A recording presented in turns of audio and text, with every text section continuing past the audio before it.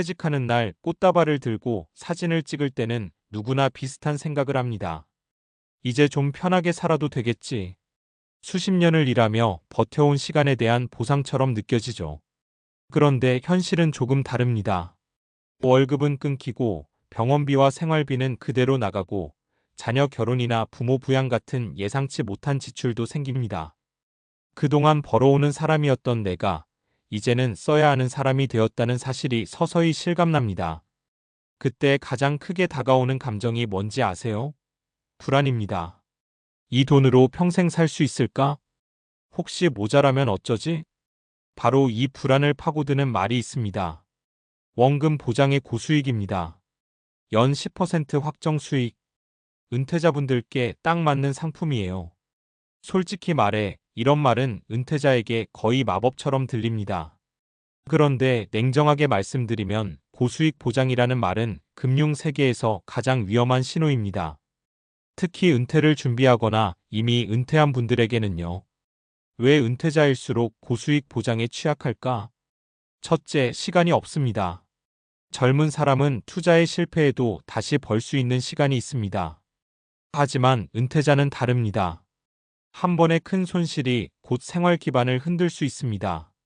그래서 확정 수익이라는 말에 더 쉽게 끌립니다. 위험은 피하고 싶고 수익은 필요하니까요. 둘째, 소득 공백에 대한 압박이 큽니다. 연금만으로는 부족할 것 같고 은행 이자는 너무 낮아 보입니다. 물가는 오르는데 예금 금리는 답답하게 느껴지죠. 그러니 은행보다 3배 수익이라는 말이 솔깃해집니다. 셋째, 주변의 성공 사례가 부풀려집니다. 누군가 나 이거에서 수익 많이 났어라고 하면 실패한 사람들의 이야기는 잘 들리지 않습니다. 특히 지인이나 동호회, 교회, 동창 모임 등을 통해 권유가 오면 신뢰가 더해집니다.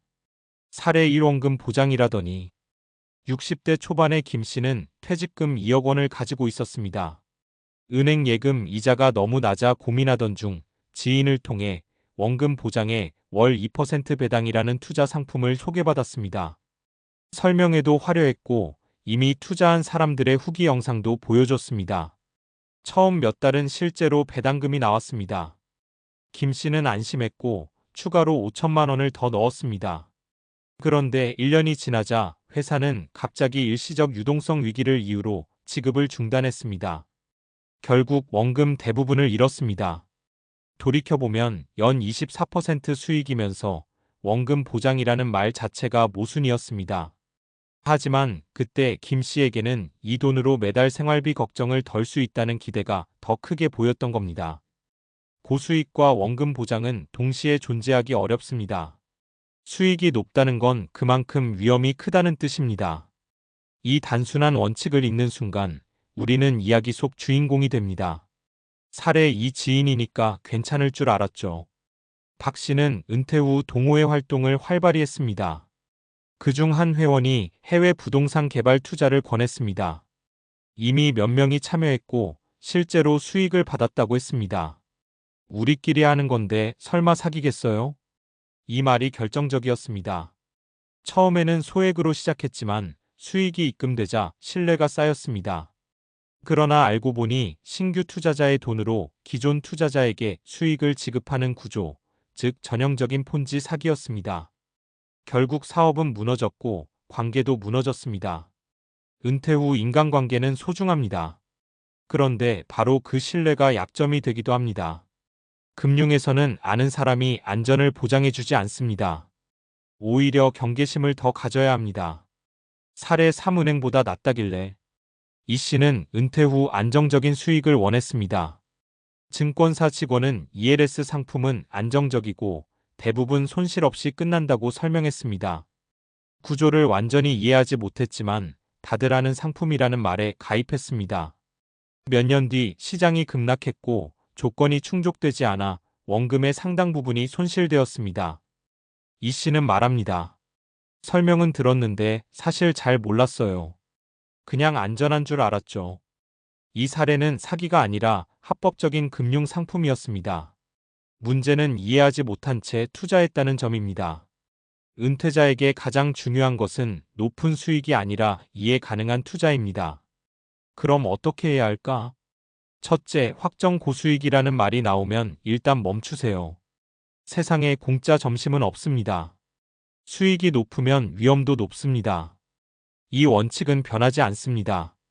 둘째, 투자 전에 스스로에게 물어보세요. 이 상품의 구조를 내가 설명할 수 있는가? 설명할 수 없다면 투자하지 않는 게 맞습니다. 셋째, 은퇴 자금은 공격이 아니라 방어가 기본입니다. 은퇴 후 자산 운용의 목표는 부자가 되는 것이 아니라 망하지 않는 것입니다. 물가 상승을 조금 이기고 큰 손실을 피하는 것, 그것이 핵심입니다. 넷째, 분산과 현금 흐름을 중시하세요. 한 곳에 몰아넣는 순간 리스크는 폭발합니다. 여러 자산에 나누고 생활비 12년치는 안전자산으로 확보해 두는 것이 심리적 안정에도 큰 도움이 됩니다. 은퇴는 끝이 아니라 또 다른 시작입니다. 하지만 이 시기에는 기회보다 위험 관리가 더 중요합니다. 누군가는 말합니다. 가만히 있으면 손해예요. 아니요. 은퇴자의 가장 큰 무기는 조급해하지 않는 태도입니다. 고수익 보장이라는 말에 설레기 전에 이렇게 생각해 보세요. 내 노후를 걸 만큼 확실한가? 대부분의 경우 답은 이미 마음속에 있습니다. 노후 자산은 모험 자금이 아닙니다. 지켜야 할 삶의 기반입니다. 그래서 저는 이렇게 말하고 싶습니다. 고수익을 쫓기보다 오래가는 안전을 선택하세요. 그게 결국 가장 높은 수익일지도 모릅니다. 앞에서 이야기한 사례들을 보면 공통점이 하나 있습니다. 몰라서 당했다가 아니라 정확히 말하면 불안한 상태에서 판단했다는 점입니다. 여기서 한 단계 더 들어가 보겠습니다. 왜 사람은 은퇴 이후에 특히 고수익 보장이라는 말에 더 흔들릴까요? 단순히 돈이 필요해서일까요? 아닙니다. 여기에는 분명한 심리학적 과학적 근거가 있습니다. 1. 나이가 들수록 위험 판단은 달라진다. 행동경제학과 신경과학 연구에 따르면 나이가 들수록 사람의 의사결정 방식은 변합니다. 특히 뇌의 전전두엽 기능이 서서히 감소하면서 복잡한 확률 계산이나 장기적 위험 평가 능력은 떨어질 수 있습니다. 반면 감정과 관련된 영역은 비교적 유지됩니다. 이 말은 무엇일까요? 연 20% 수익 가능성 30%, 원금 손실 가능성 70%라는 설명보다 매달 200만 원 들어옵니다라는 문장이 훨씬 강하게 꽂힌다는 뜻입니다. 숫자보다 이미지와 감정이 더 크게 작용합니다. 은퇴자는 특히 안정적인 월수입이라는 단어에 강하게 반응합니다. 왜냐하면 월급이 사라졌기 때문입니다. 뇌는 과거의 안정 구조를 그리워합니다. 그래서 고정수익이라는 말이 나오면 심리적 보상을 먼저 느끼고 위험 분석은 뒤로 밀립니다. 이건 지능의 문제가 아닙니다.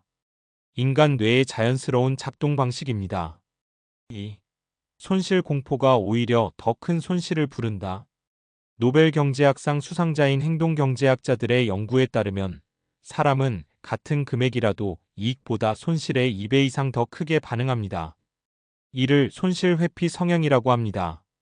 은퇴자는 특히 이 성향이 강해집니다. 왜냐하면 다시 벌 기회가 제한적이기 때문입니다. 아이러니하게도 이 손실 공포가 오히려 더 위험한 선택을 하게 만듭니다. 예를 들어 이런 심리입니다.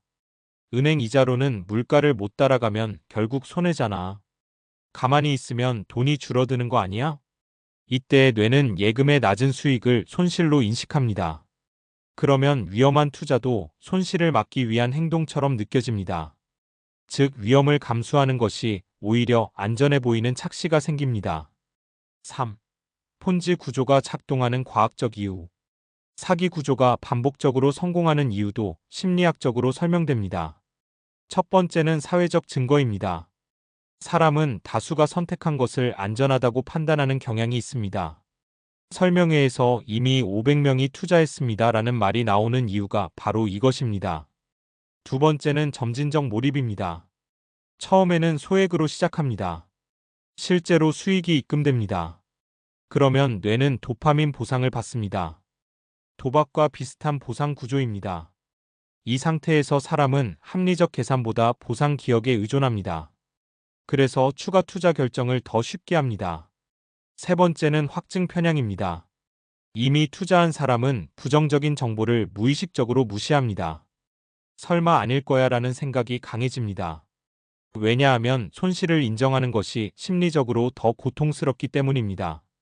이 모든 심리가 합쳐지면 평소에는 합리적인 사람도 쉽게 흔들립니다. 4. 과학적으로 안전한 은퇴 자산 운용의 원칙. 그렇다면 반대로 데이터와 연구가 말하는 안전한 접근법은 무엇일까요? 수익률보다 변동성을 먼저 보라. 은퇴 자산에서 중요한 것은 평균 수익률이 아니라 최대 낙폭 MDD입니다.